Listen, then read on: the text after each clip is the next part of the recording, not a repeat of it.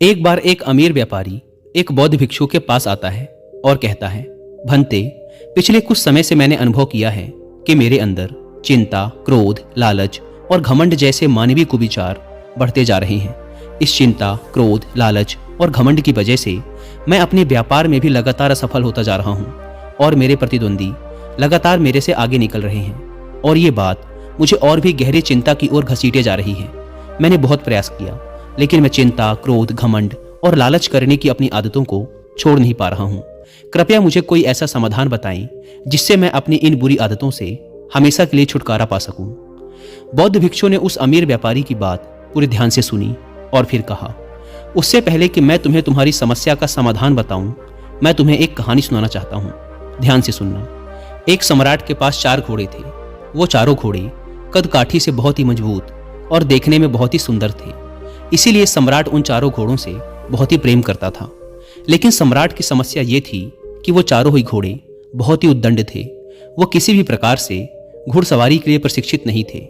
सम्राट उन घोड़ों को प्रशिक्षित करवाना चाहता था ताकि उनकी सुंदरता में 4 चांद लग जाएं।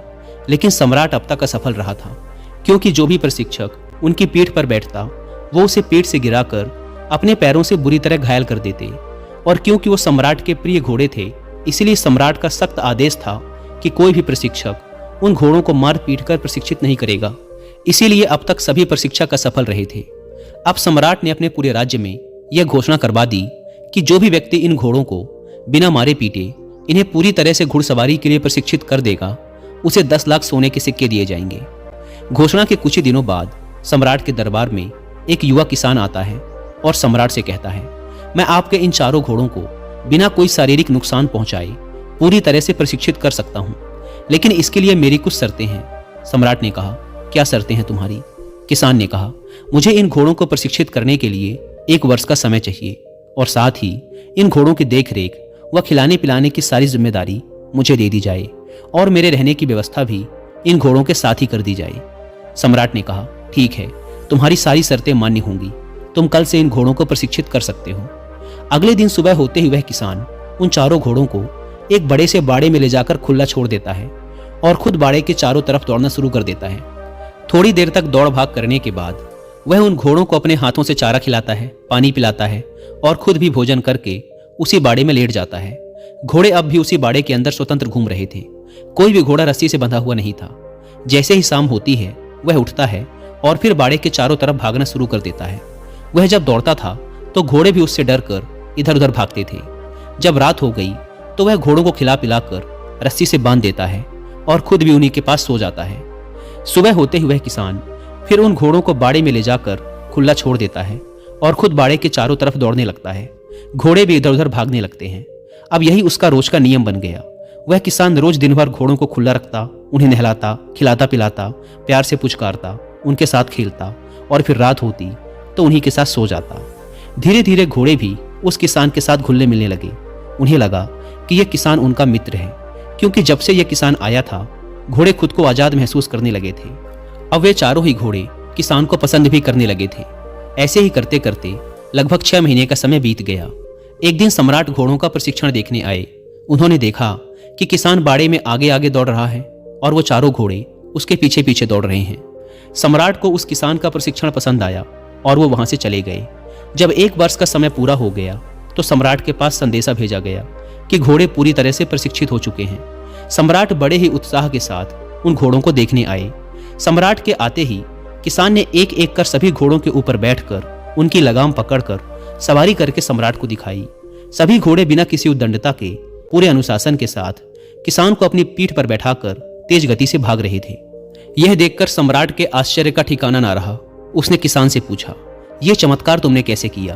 किसान ने कहा, पहले मैं इनको आजादी देकर इनके साथ रहकर इनका दोस्त बन गया। मैं हर रोज बाड़े के चारों तरफ अकेला दौड़ता था। मुझे दौड़ता देखकर ये भी मेरे पीछे पीछे दौड़ने लगे। फिर मैं इनकी पीठ पर काठी रखने लगा। शुरू में तो ये काठी को गिरा देते थे, लेकिन धीरे धीरे ये काठी को पीठ पर रखकर दौड़ने लगे। फिर मैंने इनकी पीठ पर बैठना शुरू कर दिया। जब ये खड़े रहते थे सिर्फ कुछ देर के लिए बैठता था और फिर उतर जाता था।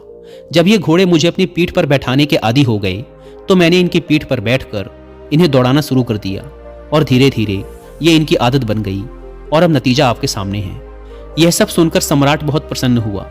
उसने उस किसान को 10 लाख सोने के सिक्के तो दिए ही, लेकिन साथ ही उन घोड़ों की देखभाल के लिए उसे अपने यहाँ नौकरी पर भी रख लिया। कहानी खत्म करने के बाद बौद्ध भिक्षु ने उस अमीर व्यापारी से कहा, इंसान के अंदर भी ये 4 प्रकार के उद्दंड घोड़े पाए जाते हैं, जिनका नाम है चिंता, क्रोध, घमंड और लालच। और इस कहानी में जो प्रशिक्षक है वो है हमारी बुद्धि, यानी हम खुद। तुम्हें अपनी बुद्धि के प्रयोग से अपने मन के इन चारों उद्दंड घोड़ों को लगातार प्रशिक्षित करते रहना चाहिए, ताकि ये तुम्हारे काबू में रह सके। लेकिन इसके लिए तुम्हें पहले इनसे दोस्ती करनी पड़ेगी, यानी कि इन चारों की कार्य प्रणाली को समझकर इन पर लगाम लगाना होगा। और यह धीरे धीरे ही संभव होगा।